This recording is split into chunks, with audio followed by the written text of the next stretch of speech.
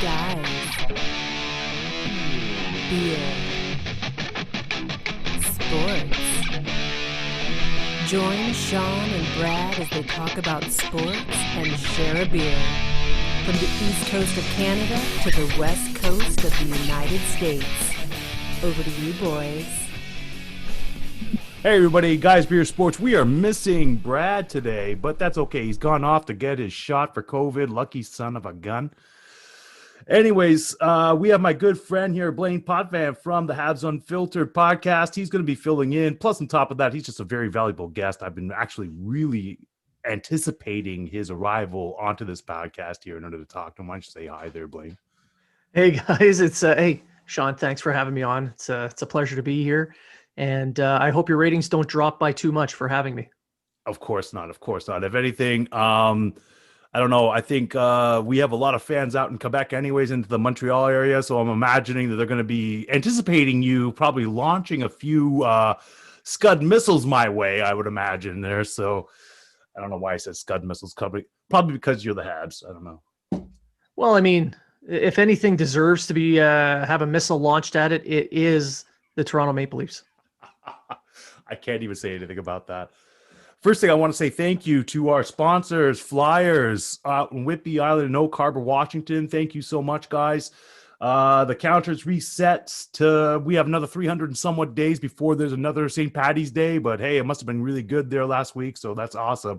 Secondly, Ol Biddys out here in Sackville. I am drinking their even gooder coffee brown.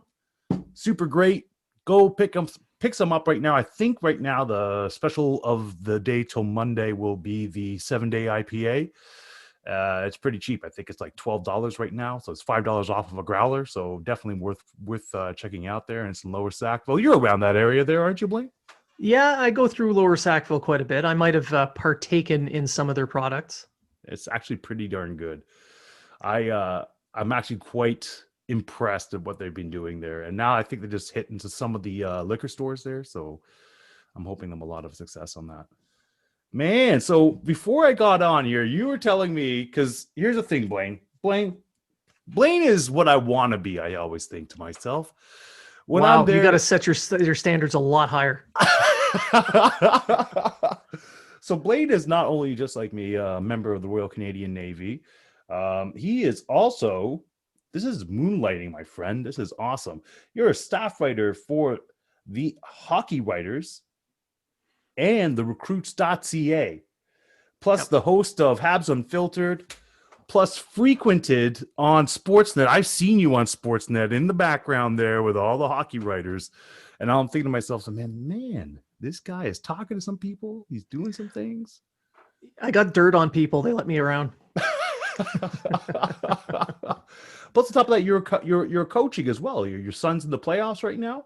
Yeah, they got to play Shabukto tonight, so ooh, it's a big game. Tough one. No, I think the boys will pull it out. Tassi usually does pretty well against Shabukto. There we go. Yeah. All right. I'm expecting nothing but wins there then, Blaine. Nothing but wins. Well, I open and close the door with the best of them. There we go. So what's this big news you were telling me there? It just felt like you were flaunting it. Like, I'm waiting for my contact here. There's a big trade about to happen here in Montreal.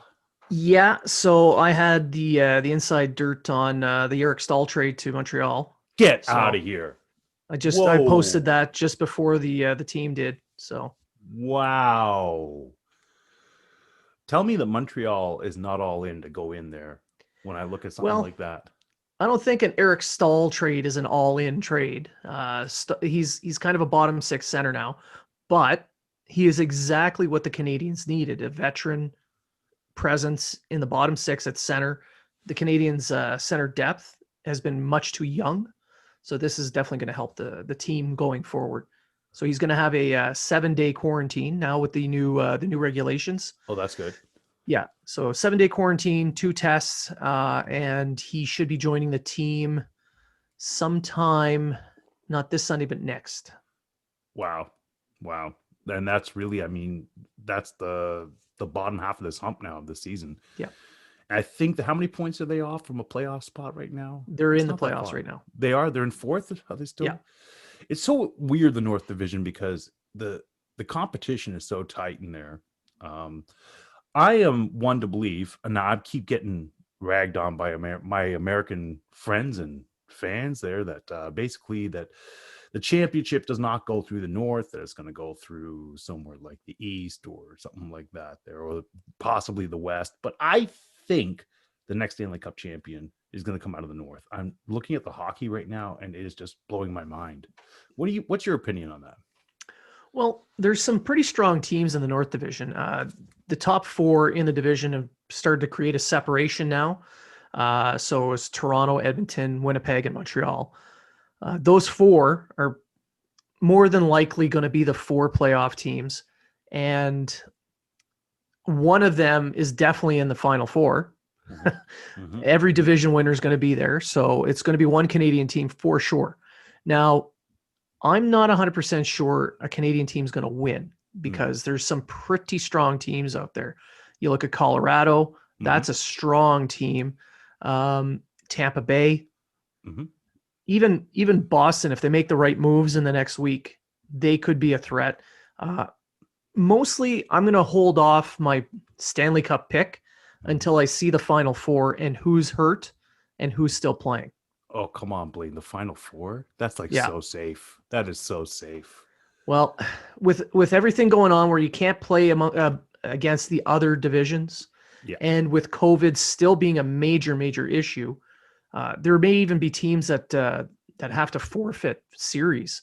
So some teams may not play at all. Wow. You don't think that they're going to try to put it back into that, like what they did over the summer for the right playoffs? Now, the plan is no bubble. They're going to play as they are now. Wow. So there's some separation, some quasi isolation, but not a bubble. What happens to the Canadian division then? Will they have to go down to the States in order to accommodate all the travel? Yeah, it looks that way. It looks like as if they're going to have to travel to the United States to complete the playoffs. That's insane. Wow. Yeah. Wow. I thought that they would probably go to a bubble situation just because of Canada, right? But with you stating that there, it kind of makes sense that why put everybody else through that? You could easily go into like a Florida, maybe perhaps play out there like the rest of our Canadian teams. Yeah, and there's some American markets that allow fans into the building, so they may be looking at that as a method to generate more revenue.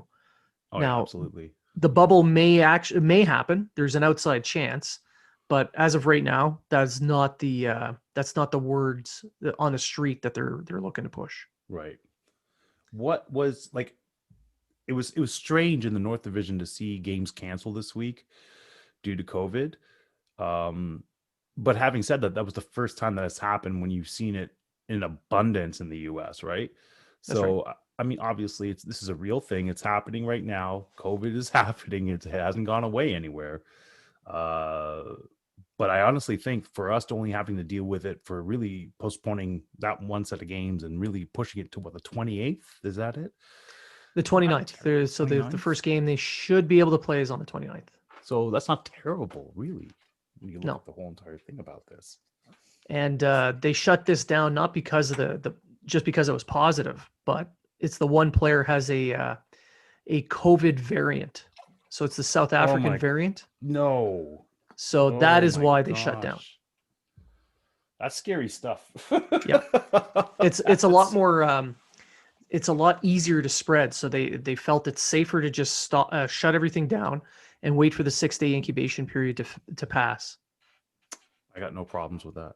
Yeah. No problem with that. I don't even know how some of those teams are going to be finishing off the schedule out in the other places where they've canceled games, because there's been an abundance of that. Yeah. It's going to be very difficult to reschedule a lot of these games. In the case of the Montreal Canadiens canceled games, the word from the GM in his press conference yesterday was that they're going to be rescheduling games through the season. So there's going to be games moved, not just for the Habs, but for every single team in the division. So every team's going to feel this, and it's going to be a lot more condensed. Wow. Do you think if it gets bad enough that they might pull off what they did last year with the round robin and everything in order to finish up games? No, I don't think so. I don't think we're going to see a play-in round as we saw last year. Worst case scenario, they'll just let the games go and they'll go by the points percentage. That's probably the more fair thing to do, really. Yeah. Because the Habs got in that way. I just had to remind you of that. I'm Well, sure. yeah. And they were the 24th ranked team. They were brought in just because it was for TV revenue. It's all well known. However, once you're there, you're there. Listen, and they won. They yeah, beat Pittsburgh. they did. So And my Leafs could not. Columbus. I hate Columbus. You know what? I have an excuse for everything, though. Boston. I hate Boston. I have an excuse for everything here. Yeah. I found myself cheering for the Habs last year in the postseason. Well, I mean, it makes sense. The Canadians actually won a series in Toronto before Toronto ever could. So I can understand that.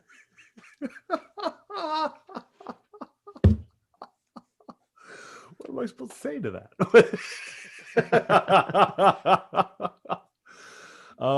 It's interesting hearing Kyle Dubas come on and basically saying that he's all in. Yeah. Like, sounds like he's trying to do a Masai Ujiri. But it sounds like he wants more forwards. And I don't know if it's the forwards that's the problem as much as just the defense or the goaltending. It's like, well, Toronto's defense, they're one of the better defensive teams in the division right now. mm-hmm. Believe it or not, they are. The addition of TJ Brody really solidified that defense. Now, personally, I would think that they would go after a defenseman, but they lack the forward depth. They let Jimmy Vesey go on waivers, and they brought up Alex Galchenyuk of all people. Yeah. And everything I've seen online from everybody I know who are Leaf fans, oh wow, he back checked once, and oh boy, he looks really good in that one game, but he's done nothing that VC wasn't doing, and VC is actually a physical player on top of that. Right. So I can understand why Dubas wants to get some forwards, because their depth at forward, if they get one injury, it hurts a lot. Oh yeah, especially when like looking at Austin Matthews with the hurt wrist. And just seeing the way, he was on a tearing up the league pace with goals. And now, since that wrist injury, or at least the knowledge of the wrist injury, it hasn't been quite the same. He's really fallen off. And, with John Tavares, that's been suffering, trying to find the net, Nylander suffering, finding the net. It makes it more and more difficult for sure. But I mean, Zach Hyman's still finding that back of the net there. He's still doing all right. Jeez. Yeah, because he plays a north-south game. It's very simple. Go straight to the net and crash in any garbage rebound you can. It's simple hockey, but it's effective. Where do you think Taylor Hall is going to end up during this trade deadline? Whoever gets him is probably going to end up first overall pick. So, geez, I don't know. He's got that curse. The first overall curse. I was told this morning that the Canadians were in on him. Really? And yeah, but I don't think that's going to happen now that they've gotten Stahl. The cap is a major issue as well. So whoever does pick him up is going to have to shed a shitload of cap just to fit him in. Didn't he sign on the league minimum there to Buffalo? Like, it wasn't much, I didn't think. No, 1 year, $8 million.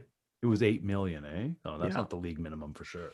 No. If it is, I wish I was a hockey player professionally. 1 year, $8 million. Yeah, that's true. And I mean, wow, I think Buffalo was expecting a lot more when you get somebody like Taylor Hall in there. Yeah. But the whole season in Buffalo just it's almost it's a basically hockey's version of a dumpster fire. I cannot believe how horrible that year ended up for them. What's a 17-game losing skid, or has it increased since that last? They're probably going to hit 20, 25 games before they win a game. They're playing so terribly. And the thing is, you have a look at that lineup, and there's no excuse for it. There really isn't. It's a talented lineup. Yeah, a lot of really good individual pieces, but as a team, they're not. I blame management in this because the ownership came in, they spent a ton of money. They thought, hey, we just threw a bunch of money at all these guys, problem solved. But then they fire GM after GM, coach after coach. There's no steady voice. There's no calming effect. It's just constant chaos. And that's hard for the players to wrap their heads around and perform in. Yeah, for sure. It reminds me of Leafs of the late 80s. Yeah, I miss those days. That was real bottom feeding then. It was like, oh yeah. Wow. That's why Harold Ballard has there's a statue of Harold Ballard in Montreal. You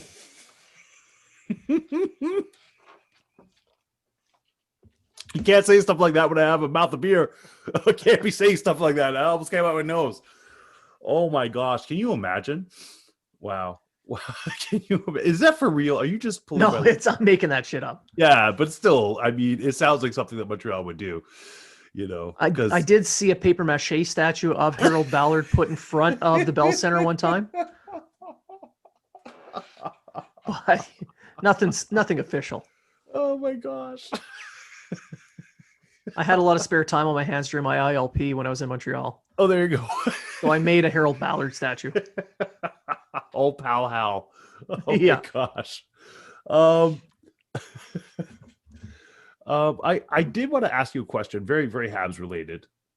What do you think would equal success for Marc Bergevin this year as the general manager? Well, he started his retool in after the 2017 season, and we've seen it edge a little bit.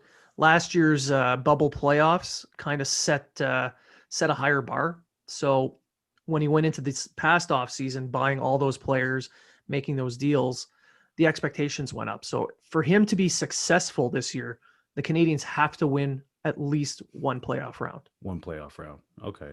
That sounds realistic, especially for all the young talent that you have out there, really. I mean, yeah. I was very fearful when I saw all that young talent coming up, and you knew that they all have that tendency to put the puck in the back of the net. Kotkaniemi's great. I've been a fan since I seen him watching it when I was living out there. It's all you could hear is Tony Marinaro going on about Kotkaniemi. So I'm just like, okay, Kotkaniemi, I'll just follow this kid. He was only able to score at home, wasn't able to score on the road. I'm sure he's evened out his game since then. Yeah, a little bit more. Yeah. So, yeah. But then you have all these other guys like Suzuki was honestly just a brilliant pickup. I'm sure nobody thought of it at the time.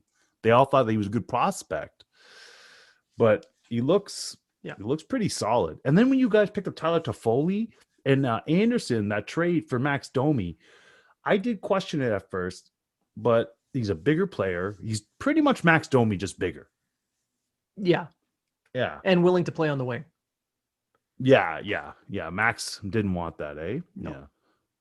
What do you think is Drew Ayers for contract right now? What's that like right now over there? He's got a couple more years at $5.5 million. Okay. That's pretty friendly. We're seeing, it's not that bad considering what he's providing. Mm. And what we've seen under Ducharme as he's taken over as the head coach is Drouin has elevated his game. He's playing a 200-foot game. He's actually winning board battles. He's generating a ton of offensive chances. I know a lot of Habs fans are upset that he's not scoring enough, right? But he's actually third on the team in points. And if he's not the one scoring, he's getting the assist. And I mean, a goal and an assist are worth the same amount of points. So right. Does it really matter if he's not scoring enough? I know that was pointed out to me with Johnny T, because just like, he does have points, and it's like, yeah, he's just not scoring goals. And yeah, you're right. No. He's still touching the puck and passing it to the right people. It's just hard to watch it though when you see somebody with that much talent on both those guys. Except Jonathan Tavares a little bit more so, just because of that price point that he's at. It's like... And that's the thing. The expectations go up the more you get paid. And when you're over $11 million, yeah, the expectation is yes, you're going to get a lot of assists, but you're also going to score 40 goals. And if Right. you don't, then it's a failure. Gosh. Even in this shortened season, I mean, I think anybody getting over 35 to 40 is going to be great. Oh, In the shortened yeah. No, in the season. shortened season, if you get, if you're at about 25 to 30 goals, that you're elite. Yeah. Yeah. Because it's only like 54 games, right? So it's like Yeah, 56 games. Yeah. 56. Yeah. So I mean that's not a whole bunch of sampling size. Yeah. No. I got my buddy out in Lowell, Massachusetts, who keeps calling this a fake season. I think it's because his Bruins aren't doing so great. I don't know, but you know, he Just said the spin same that thing. wheel of Bruins excuses, right? Well, that's it. I mean, he was saying the same thing with the NFL season as well, and that was because his Patriots turned to dust, right? So it's like, Yeah. But I kept stating it doesn't matter. You put an asterisk beside it, whatever. It's still a championship. They're still out there getting paid. They're still out there scoring. It still counts towards records. You know, no, this is a season. You know, Yep. and if anything, I've enjoyed. I hope they keep this the way that they have it all set up. Except that we're able to play the different teams, but just seeing Edmonton that much more and seeing Montreal that much more, it just breeds that beautiful rivalry where you're just seeing this game now where players can get right underneath other players' skins. Fighting's up, chippiness is up. It's gonna make for a great playoffs, I think. You know, I think so as well, but don't get too attached. There's not too many owners who want to have their teams playing games. Like if you're in the East, do you want your team playing 11 p.m. starts? And if you're in the West, do you want your team having 2 p.m. starts? Oh, Blaine, you have to make sense with this, don't you? It's about the money. It's all about the money. I was a little bit nervous when I saw the NHL go public taking that loan earlier this season there. Yeah, but the TV deal they just signed with ESPN and money. Yeah. So they've recouped everything there, TV deal wise. They've got they're working on a deal with some betting sites. So I touched on that in the last episode of Habs Unfiltered. Once they get the officiating sorted out, betting sites will be more happy to sign up. We'll get back to that. We'll get back to that. Yeah. It was very interesting that ESPN wanted back on board. And honestly, I think ESPN could do the NHL wonders compared to what NBC was able to do. And not to slight NBC either, because I always liked listening to Doc Emmerich. I'm not a big fan of Pierre McGuire, but that's just me. I mean, it's not probably, you know, not everybody's cup of tea. It's just the way it is. But ESPN, you know that's going to get places. Like that's going into some countries that is just like, oh, ESPN, I'm going to watch this, you know? So to me, it was like, it only made sense to do that. Yeah. I have no idea who the voices are going to be there, you know? It's hard to say. We just know that it's not going to be Jeremy Roenick. Why do you say this? Well, NBC fired him for inappropriate comments. Yeah, they also fired Milbury there. Thank God. He was horrible. I don't know. He was a better GM than he was an announcer.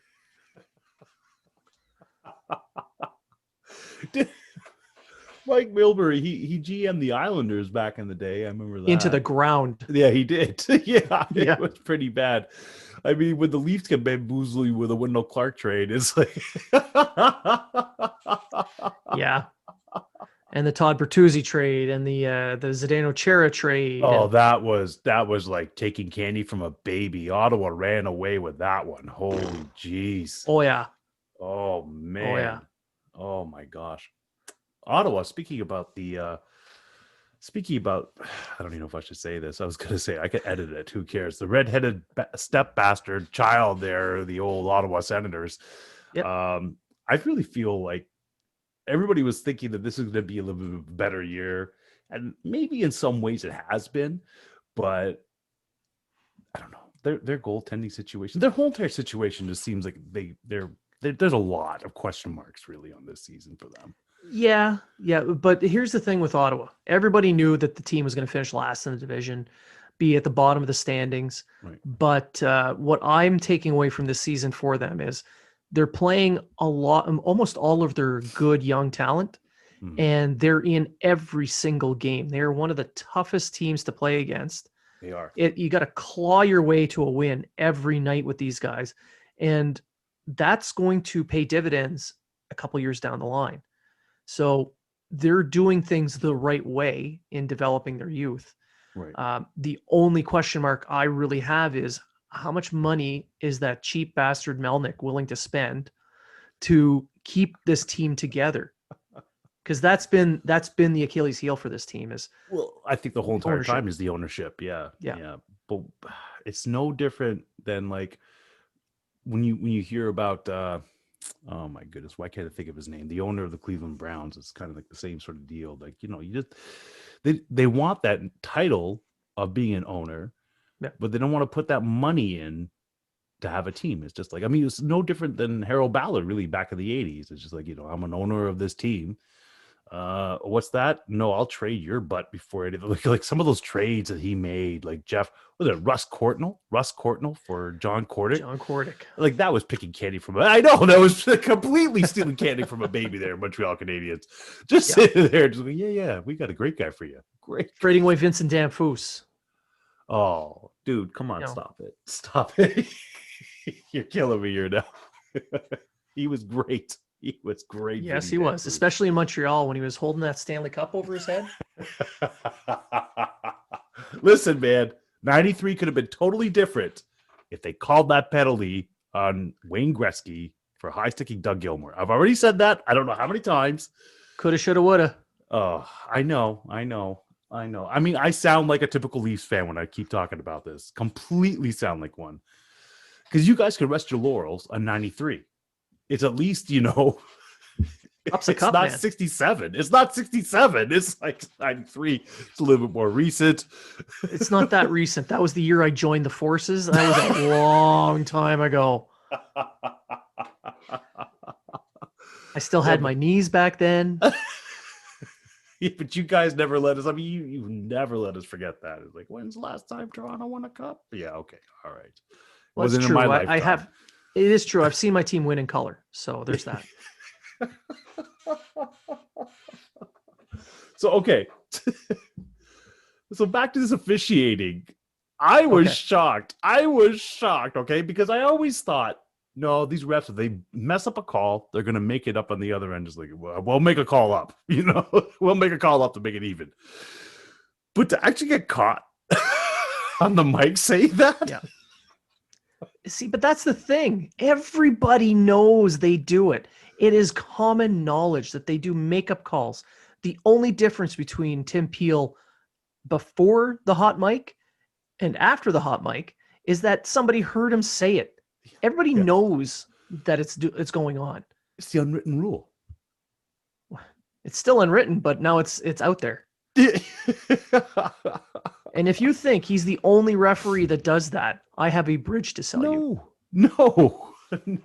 It's so apparent when you see it happen, especially if you see like they blow a call. It's just like, well, we're gonna have to call it, and it'll usually be something really questionable. And then you're there going, well, I guess. Yeah, there's a ton of ticky-tack calls all year long throughout the NHL. It is terrible.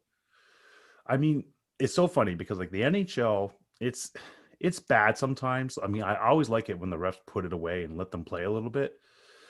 The NFL, they've done that a few times, but you see the NFL, like the officiating, it seems like they're just taking over the game. I mean, the dirty laundry just keeps coming out. It's like, whoa, guys, whoa. We could be calling penalties for everything. Everybody's doing a penalty. Everybody. It's like, geez, let's just calm down. Unless it's egregious, keep that dirty laundry in there. Yeah, but the difference between the NFL and the NHL is the head official for the NFL, when they're watching all the games in the headquarters, and they see a game that's, why do we have 15 penalties on this game? A phone call's made.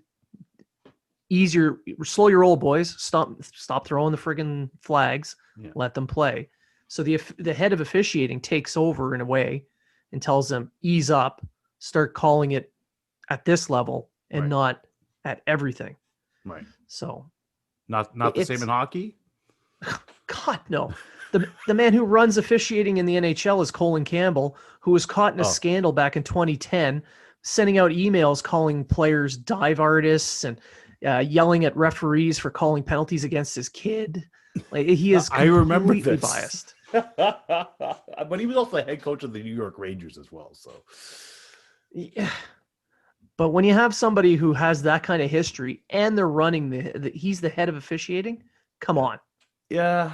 But I mean, Gary Bettman's been the commissioner since, I don't know, since Moses was a sailor. I don't know. It's like, yeah, around the time I joined the Navy. Yeah. Yeah. So, I mean, so it's like, these guys got lifetime jobs there. I mean, sadly. Yeah. And if they want to recoup some of these losses from the pandemic, those betting sites are the way to do it. And those betting sites aren't going to be paying a big ton of money for a league that can't control its officials. That's crazy. Especially if you are looking at that betting site to know that the officials can really drastically change the outcome of the game. Yeah. You don't want that. Yeah. That's a black eye for sure. Like if you want to see how an official can affect a game, go to Scouting the Refs on Twitter or on scoutingtherefs.com. Mm-hmm. They track all the referees for NHL games, and they give you the record for these referees for each team. So the home team, visiting team, individual teams. So you will know before the game starts, okay, well, Chris Lee's reffing, so this team's now going to get 15 penalties and the other one's going to get none. And then you watch the game and it ends up being pretty much what you'd expect. Useful tool. Yeah. Wow. Do you remember the NFC Championship game 2 years ago where that pass interference was called there against New Orleans? Oh, that fake one there? Yeah. And then Los Angeles punches their ticket to the Super Bowl. Yeah. And then I believe the people in New Orleans wanted to sue the NFL for having it ripped away from them. Yeah. So, I mean, to me, Tim Peel is kind of like, maybe not in that same grand scale, but definitely it's up there. And when you're thinking about what the NHL is trying to implement, that doesn't play well into their whole entire their whole entire story for that. Yeah. And I don't know if this is an urban legend or not, but from what I have heard, the line judge who threw the flag on that penalty in the NFC game has not reffed since. So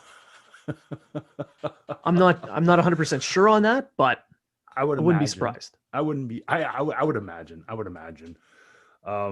Hey, what was this story about soccer hooligans in England? You just got into there briefly there. I'm sorry. You said something about this. It caught me by surprise. We were just about to go on, and I'm like, whoa, what? Do you mind going into this here? It's an old port visit story. Oh, we all have those. Oh, yeah. It's one of the few I remember. Oh. I can tell you right now that I was supposed to go to Vimy Ridge in my first time in the Navy, 2005. Like, that was already 2 years in. I'm on my first deployment. I'm out in, was it Belgium? It was Belgium back then in 2005. We were supposed to go to take a train to Vimy Ridge to go over there. And I had all intentions of doing this, but I got really hammed up the night before. And I don't even realize that I did this. But apparently I urinated in my shoes. And I thought to myself, this is very good. I don't even remember this. I do not. So that was really the height of, the height of the stuff that I could talk about without bringing any sort of like, besides, it would just be complete and utter mockery of me. That's all. Yeah. I've never used a gone to the bathroom in the mess. I've never gotten to that point. Pass out naked? Yes. But that's acceptable. You'd probably do that at home. No, not even. No, not even. I save those special moments for when I'm away in port. For other men. It's lovely. Yeah. Oh, yeah. Or the men are men and sheep are scared. So, okay. So having said this now, there's only how many games are left now? It's like a little over 20, eh? For the NHL? Yeah, thereabouts. Yeah. Where do you see in the North Division playing out in? Do you see the way it is right now with 1 through 4, or do you think that there's going to be a surprise coming? It's definitely a 4-team race with the Canadians being the outside horse in that 4-team race. They've got games in hand, but you got to win your games in hand to be worth anything. Right. Otherwise, games in hand are useless. But they have them, so there's the opportunity to catch up, and it would basically put Montreal on even footing with everybody else. That's crazy. Yeah. But my guess is Toronto is going to win the division. Yeah. And maybe it'll be Edmonton in the 4 spot. Really? Yeah. Okay. I think Winnipeg's going to end up second, Montreal third. So I think that it's really between Winnipeg and Toronto for that 1-2 and Montreal Edmonton for that 3-4. I'll tell you what, I don't know what I fear more. Edmonton in the first round or Montreal in the first round. And my stomach don't think it could take Montreal. I mean, I can take Edmonton, but Montreal, just because of all the hype, all the whole entire pomp and circumstance between those two teams, I don't think that my heart could take it, because I'd be on there like you were witness to it. I thought that, hey, at least got this. It was a 1-0 game. We're in the third period. A few minutes left. Hey, yeah, we got this. I put it out there on Facebook. Yeah, we got you. Ha ha ha. Spanked you. And not even, I regretted those words as soon as it left and went onto the social media there. And next thing I know, I don't know how many fierce and like Montreal fans just smacking me left, right, and center. Yeah. I deserved it. I kept mine subtle. I bet you regret saying that now. Oh yeah. Well, you said that, and then you also said, "Oh boy, I'm really enjoying this page." Yeah. I'm really enjoying this. Yeah, thanks, Blain. Yeah, I do enjoy a little Schadenfreude every now and then. I'll tell you what, the Montreal scares me. They scared me in that first round. Yeah, Edmonton's got McDavid, but Montreal's the narrative has been Montreal's built for the playoffs with all the big players. You got Weber back there, Sherratt, Edmondson, the depth they have in the lineup. There's no superstars, but when you can roll 3-4 lines that can probably get you a goal, that's not easy to defend once you're in the playoffs. So yeah, I can see Montreal being a bit of a hard out come playoff time. Yeah. But I don't know, that McDavid Draisaitl pairing, that is deadly. It is. That 1-2 punch is just, it's hard. It's hard. Yep. And that's the thing, is that, with Edmonton, it's a war of attrition. And with Montreal, Carey Price can win that series for you. Exactly. And that's a scary prospect. It's like, you're not talking about any old goaltender. You're talking about Carey Price.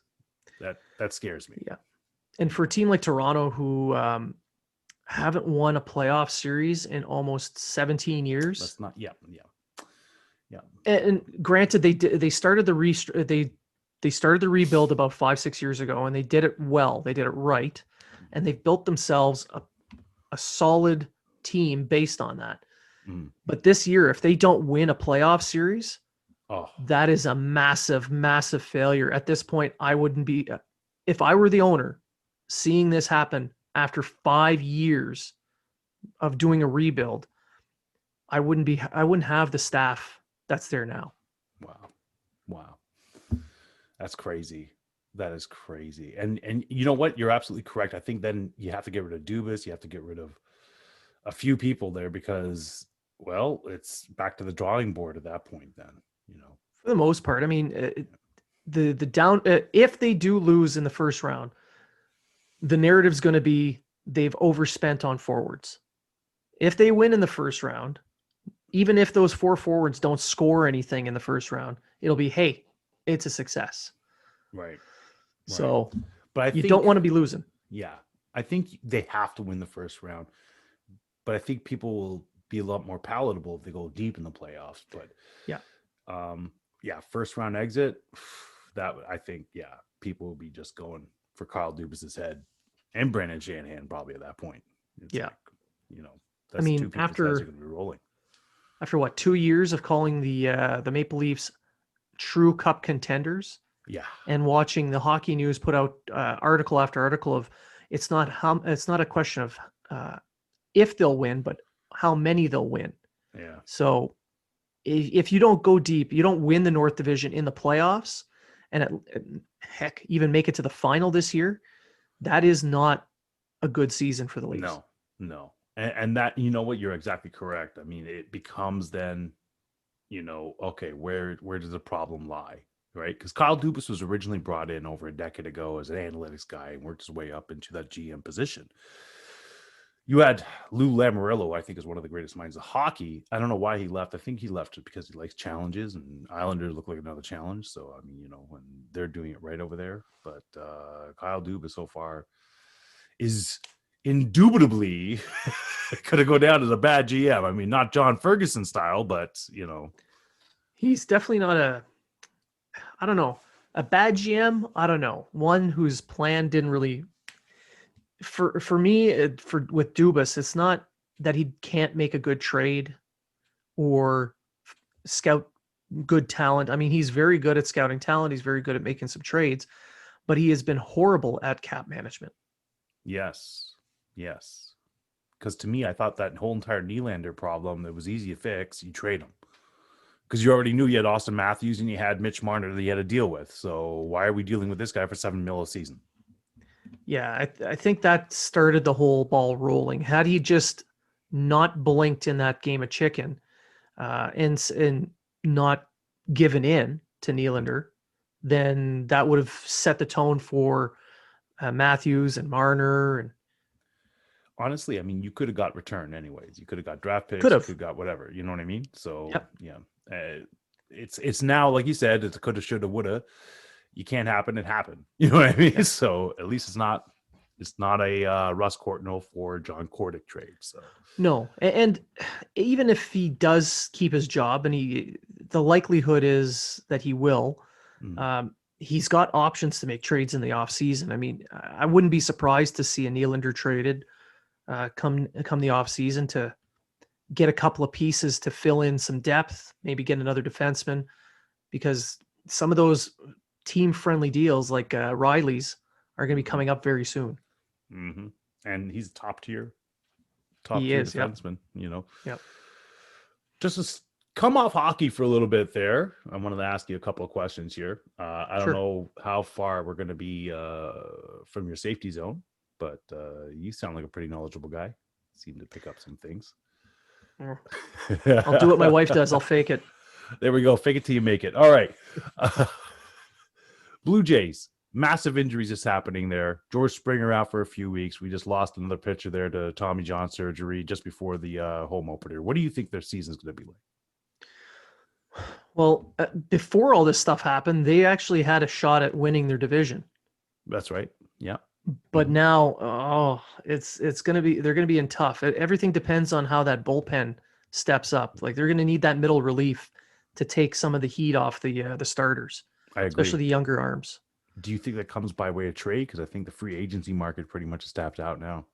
Yeah, I think they're going to have to start making some trades. They got some very, very good young talent, a ton of prospects, some good young players.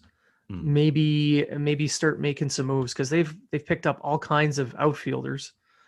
They spent a ton of money, so it's time to start making room. And I mean, you invest $150 million into one guy. You don't want to have some young guy, breathing down his neck. So absolutely not.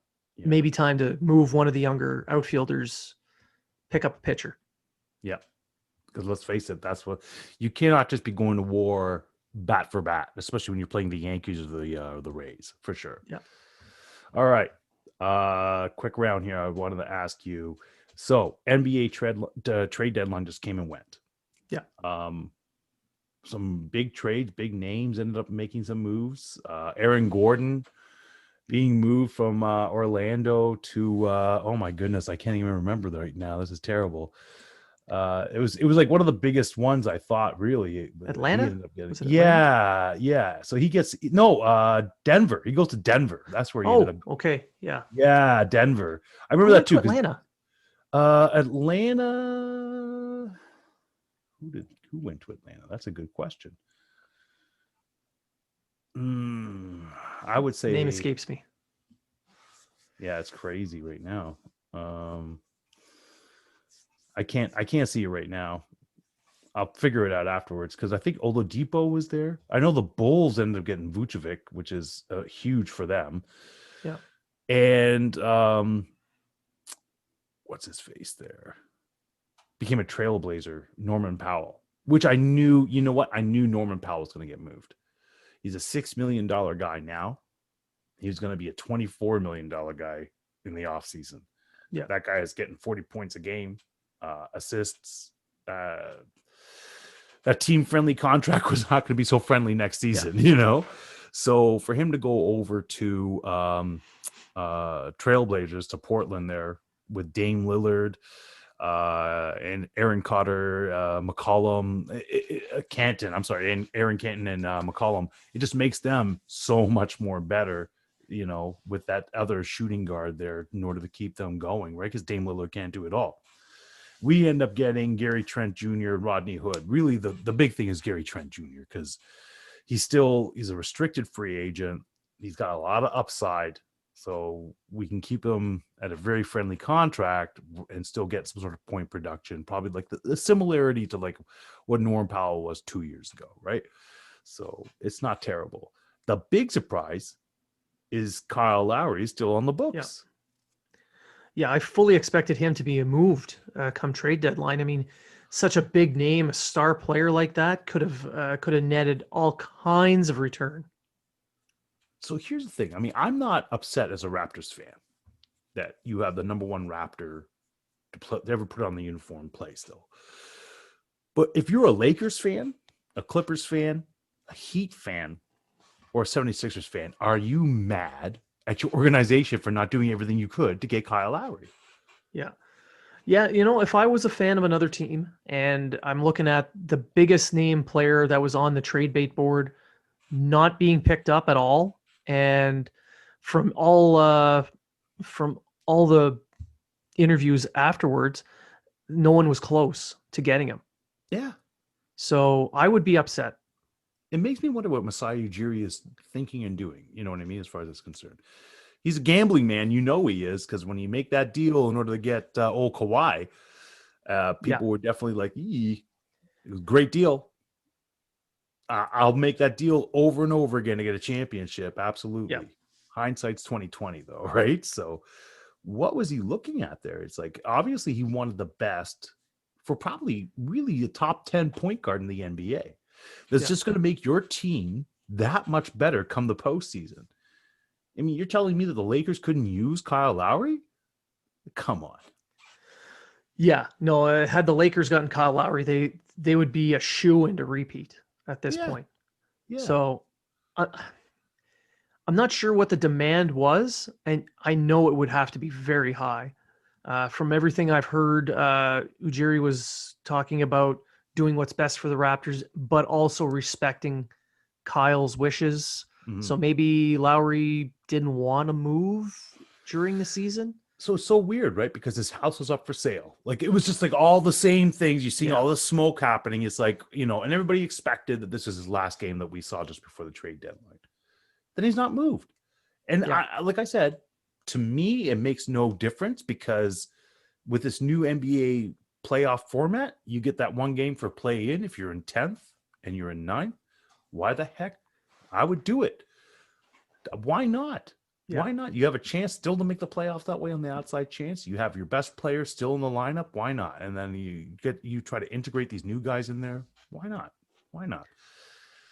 And then it all depends on, it's not the same as the decision was in 2010 when Chris Bosh and LeBron James all decided to come on to national TV and just say, yeah, we're taking our talent to South Beach. And then, of course, all organizations, like both the organizations are Cleveland and Toronto, are sitting there scratching their head going, what just happened? You know what I mean? Chris Bosh was young, still had a whole bunch of upside. Kyle Lowry is really on the downside of his career. So he's not going to be giving up all that much as far as that's concerned. So to me, it's like, what's the plan? Like, what's the big plan on this? I guess we have to see it play out. Yeah. One last question I wanted to ask you there, because I know you got to go out there and head coach there, my friend. UFC coming up. Championship fight. Stipe Miocic, Francis Ngannou. Two monsters of men. Obviously, it's going to be a knockout. Someone's getting knocked out. That's what I'm thinking. When you see that much of massive humanity going in there, I don't know how familiar you are with UFC, but what's your gut instinct right now telling you? My gut instinct saying, if you haven't watched a pay-per-view UFC fight, this is the one to do it on. Because I don't know what's going to happen in that match, but oh my God, I want to watch this happen. I want this to go the distance. Double knockout right at the end. Oh, like Balboa styles. Yeah. I am so intrigued with both of them because they're both just masses of humanity. But Stipe, just, man, what a grounded individual that guy. He's still a firefighter in Euclid, Ohio, still out there doing that. I'm like, dude, don't save me. Get ready for your match. What are you doing? Don't bring the ladder up. What the? Well, he's thinking of his pension at this point. Oh my gosh. And it's the States, right? You need that health insurance. If you get a couple of teeth knocked out, the firefighting thing will pay for some new ones. Not the millions of dollars you're making in the pay-per-view. Yeah. Save your money. That's it. That's like the smartest advice right there. That's the smartest advice. Oh my gosh. Do you think there's going to be a few more moves for Montreal coming up? I think there's one more in the works right now. I'm trying to nail down exactly who, but okay.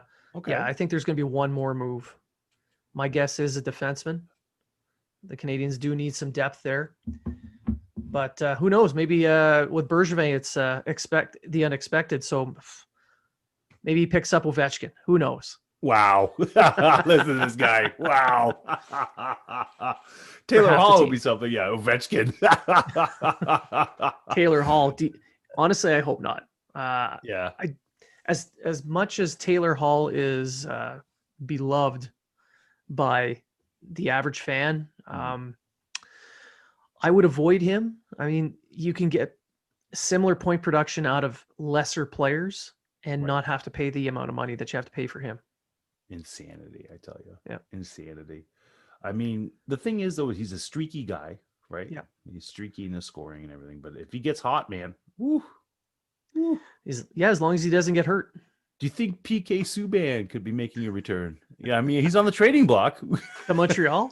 Yeah. No, not a chance. Never again. No, but honestly, I would love to watch it happen, just to watch Twitter burn.